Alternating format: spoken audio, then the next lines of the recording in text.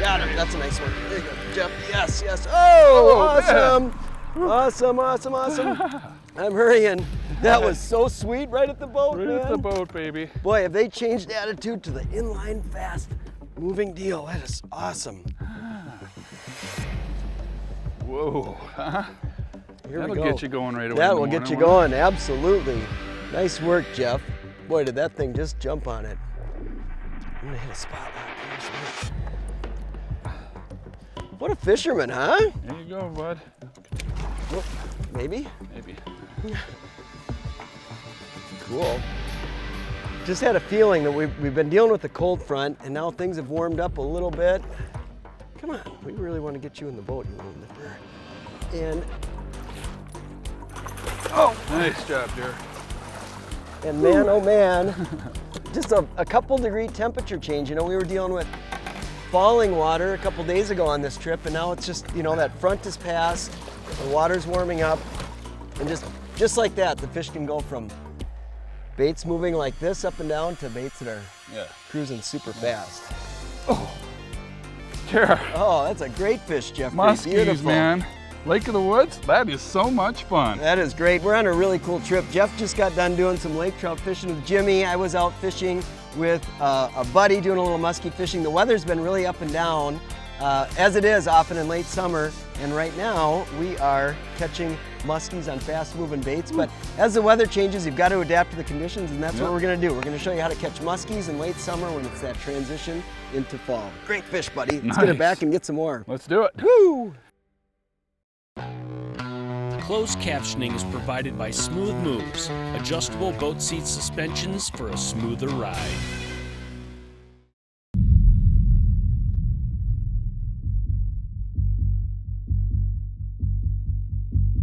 Gotta be a muskie in the weeds. Supposedly. Right there. There, right nice there. one. Gotta be a muskie in the weeds, and bam, you just called it. That is sweet. I'd say we're on him. It's amazing how that lure is on fire, buddy. That is awesome. Huh? I gotta spot lock us again here quick. What a great call, bud. Huh? Oh, there's some weeds there. Oh yeah, yeah, and there's a muskie there. Oh, it's a big jack. Another giant. Nice. Oh wow, that's a huge pike, buddy. Oh, nice. I thought that was a big muskie. So did I. That is a huge pike. Huge You guys aren't pike. even gonna believe the size of this pike. Cool. Giant. Whoa. That's a pike there. That's a That is magnum, a buddy. pike. Magnum pike. Wow. You know, you come to Lake of the Woods, talk about, you know, a variety of habitats where these fish can hide and live. What a brute. Whew, wow. That's a special pike right there. That is so cool. You know, we've moved back into these back bays. We were out on the mid-lake structure, which you can expect. This time of year, Jerry and I are totally anticipating and looking forward to catching both pike and muskie, but it's late summer, early fall, and when that happens, we had a cold front last week and that water temperature starts to cool, you can fully expect some of those big pike to move back into these bays and then mix back in. They're a little temperature sensitive, so in the summer they'll move out into colder water, but boy, this time when they mix back in here, it is a real treat to catch a fish like that. There's an amazing variety of muskie and pike baits available today, from custom lure makers to mainstream lures. But one thing to keep in mind when you're selecting the baits to bring on a trip like this for pike and muskie is think about, one, are these baits moving horizontally? Are they moving vertically? And what depths do these baits fish at? So I'm gonna go through a few categories of lures that I think are really important to have on a late summer Canadian muskie trip. I'm gonna start with absolutely the best producer of all time, and that is the inline spinner. Somebody in the boat should always be throwing one of these things. They just produce a lot of fish.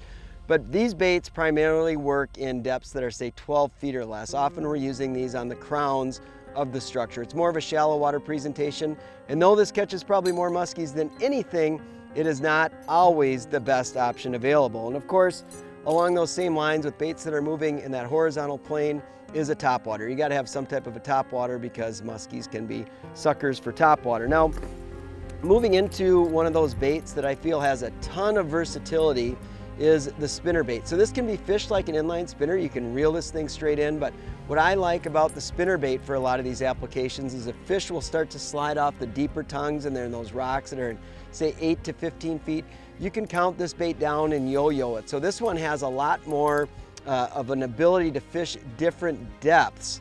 And it's got great triggering characteristics. You can snap it, you can reel it. There's really no wrong way to fish a spinnerbait. And I feel like these are often overlooked. This is a Super Boost spinnerbait here that's just been dynamite.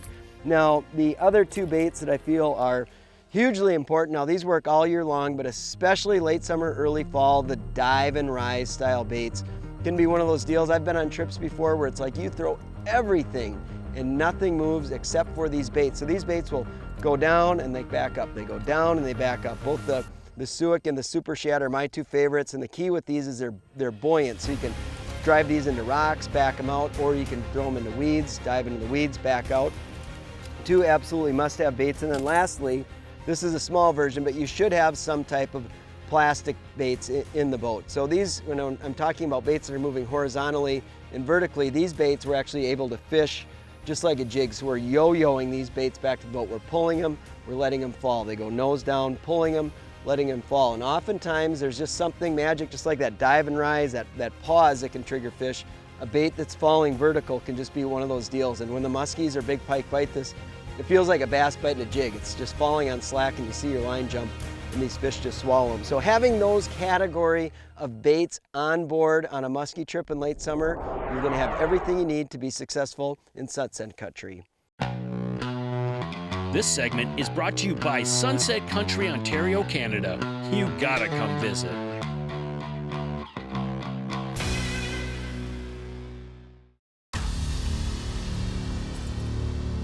There we go.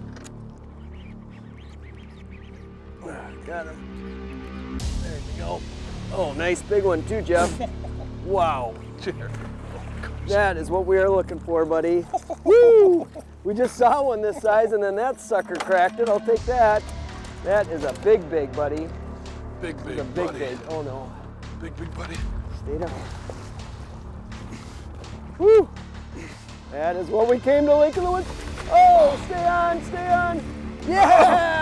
Oh my goodness. Oh man. Free. Shake it off. Oh, oofed up. Nice. You ever been on those trips where you just seem to be bit by cold weather? And it's like, man, things are tough.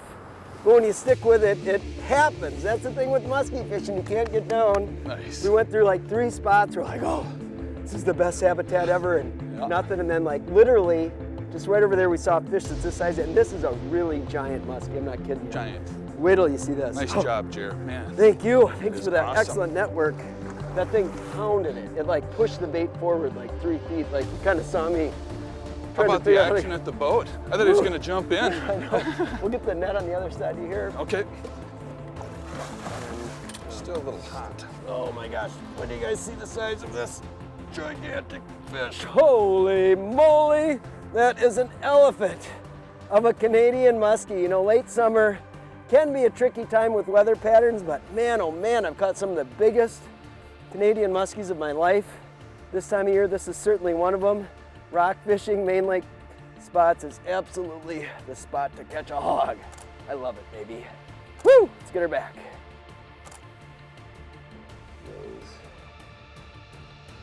We're fishing Lake of the Woods right now, and Lake of the Woods is one of the most amazing bodies of water on the planet. There's so much diversity. Right now we're staying in Whitefish Bay at Tomahawk Resort, and Whitefish is this awesome, clear water, giant musky fishery. It's got lake trout, whitefish, cisco, but from there we can venture into different parts of the lake. We just scooted out into a little dirtier part of the section because we weren't seeing a lot of activity in there, and that's one of the things about a lot of these big fisheries like Lake of the Woods, like Lac Seul, Eagle. Different parts of the lake can fish much differently. So if you're fishing like prime stuff and you're just not putting anything together, don't be afraid to just move 10, 15 miles down the lake where the water's a little different, the basin depths are a little bit different, and all of a sudden you can see signs of life light up. It's just like fishing a new lake. If you're fishing the Midwest and something's not biting, you can go try a new lake. On this big shield water, just move to different basins or different sections of the lake, and voila, you can start putting some fish in the boat. Well, yeah, like Jared mentioned, we've not fished this stretch of the lake at all. You know, I don't have any experience with it, which Jared and I are both very excited about that. It's fun to come here and you know, eliminate water and identify really key spots. And the other thing with that, once you know, we kind of know what those are going to look like, but we got to figure out what's going to trigger these fish. So I'm throwing obviously a bucktail, you know, that's a real confidence lure, and there's a lot of different baits that'll work this time of year, jerk baits, and he's throwing soft plastic. So kind of mix it up. That's what we do. We purposely throw different baits and see if we can get them to tell us something, you know, if they're going to bite on a specific type of lure, and then refine from there. Late summer can bring some of the first big cold fronts of the year in mid-August in Northwest Ontario Sunset Countries, where you really start to see those first nights into the 40s, and fishing can start to make that transition. However, if you're not experienced on a body of water and you're fishing those type of conditions, I feel like you have an advantage. When the fishing is red hot and you know the water, you can fish spots quickly, that's a really big deal. But I've found often that when the fishing gets tough and I know the water well, I end up going back to all these spots that I've fished before, I've got history on, I can tell a story on the spot.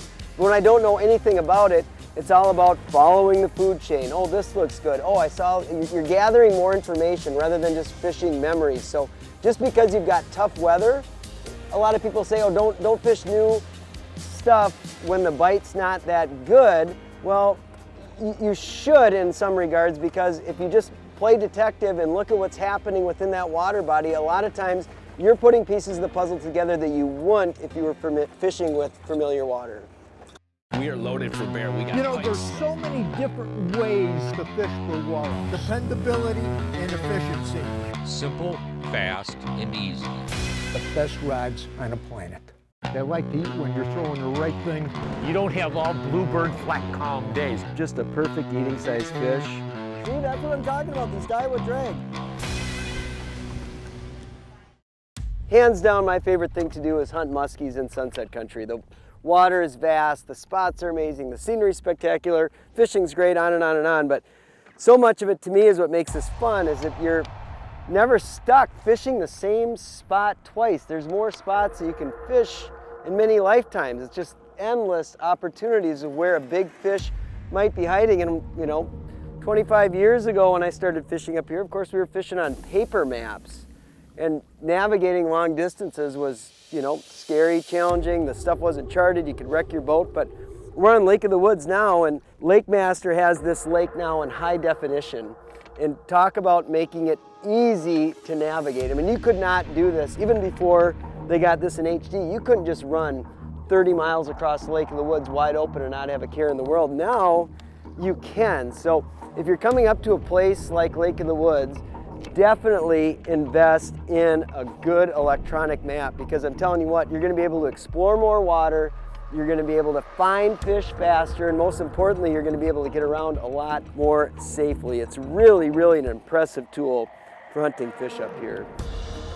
Got her? Got her. It's pretty amazing the technology we have in the boat. Obviously mapping is a big deal, but the sonar capabilities now are just incredible. And I'm pretty fortunate to have like the ultimate suite here. So I've got all of the sonar capabilities available, from 2D sonar all the way up to live imaging. And right now I'm doing this primarily with the live, is I'm able to look ahead. So if you ever fish shield water, you know that the first time you go over stuff, a lot of times you bump on top of stuff. 360 is great to see what the habitat looks like, but I can actually see the vertical rises and then know where I need to position the boat to cast. And then in addition, every once in a while in the live imaging, we're seeing a big muskie come rolling through. It's pretty sweet. Well, today we're throwing soft plastics, and the rod I'm using is the St. Croix Mojo Muskie rod. It's a medium heavy, fast action rod, and it's just absolutely perfect for throwing the soft plastic baits, or jerk baits for that matter. What I really like about this rod is the handle design. If you watch me cast, I can grab this butt section, and I'm actually thrusting that back towards my body. And a guy my age, I'm getting a little longer in the tooth, and I gotta stick with old Jer here for 12 to 14 hours a day, and having the right rod that prevents fatigue really helps, because if you get fatigued, boy, that's when you miss fish. no question about it. So this rod really is very efficient. I'm not having any problems casting these baits all day long. And for the price point, you're not going to beat this rod. I mean, it's a very affordable stick if you're looking for a rod that can throw these soft plastics or jerk baits. Reel selection is a big deal when it comes to musky fishing. It's a lot of work, and you want something that's both light and powerful to eliminate fatigue. And fatigue is a real thing when you're throwing big blades for muskies all the time. And the reel that we're using for throwing these bigger blades is Daiwa's Pro Rex. This is a new reel for this year, and it's the first reel that's ever been designed specifically for musky fishing. If you've been in the musky world for a long time, you've known that there's been a lot of iterations of different reels. Many have come from saltwater, but this one is designed specifically for it. Now, there's a few things that I love about it. First and foremost, it's called a 400 size reel, but it's actually more like a 350 frame. Now, I use the Alexa HDs and the 300 size a lot for throwing little jerk baits, throwing smaller bucktails. It's just a compact reel. It's light and awesome, and it's just slightly bigger than this, but this has much tougher gearing. It's got the Daiwa T-wing system here, so you can see the aperture in the front of the reel opens up, which makes for longer casting distance, better line management, fewer backlashes. You'll also notice this huge power handle here. So even though I'm throwing a 7.1 gear ratio with this power handle, I'm only throwing 8s and 9s right now, but I can throw 13s with this 7 gear and really have not much trouble. In addition, it's got a hardened brass main gear, so if you do happen to have one of those situations where you're backlashing with a big bait, this reel is going to last a long time. The gears won't strip, and in addition, it's got an improved clutch. So when you're pushing the button to go into figure eights or you're making all your casts, you can know that this is an HD system, and it's got a fine-tune adjustment here for making those casts into wind. It's just absolutely one of those dynamite reels. It's a workhorse, it's lightweight, and it's the best tool that I've found for throwing big blades for muskies. This boat is rigged up about as nice, Easy to use, and it flat out works. It's a must-have when you're talking about big waves. Well, these trout are so darn tough. This bait is legendary. So that was on a number 8 Shad Rap. Your style of boat control is really key. One that was there from the very beginning. You want to be able to see in the water, and the adventure begins.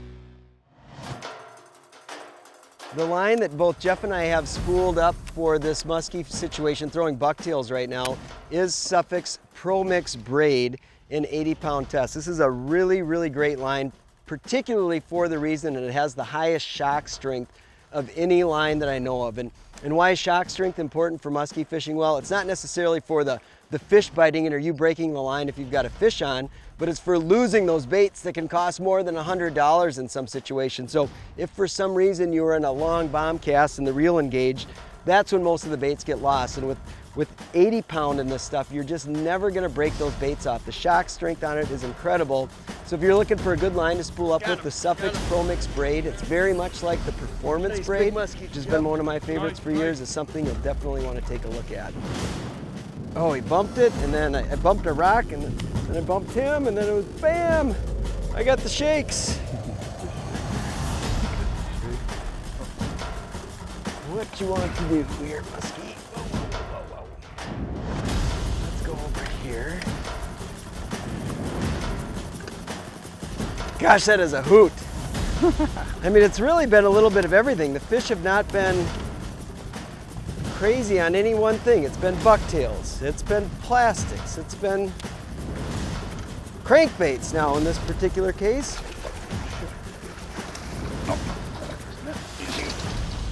Oh, and we got another one in the boat, huh? Nice. Check that out, fantastic. If you look around right now, there's round rocks on the shore. I talk about this all the time. Whatever you see on the shoreline often carries into the water. And when you see boulders like that, you can be pretty darn sure that there should be a muskie somewhere around them. Good job, man. Woo! Nice. Oh yeah, huh? Fantastic. Great fish. Absolutely awesome. Exploring new water and just, we've never fished this spot before. Just pulled up, made a few casts. Whammo, muskie. Loving it, Jeffrey.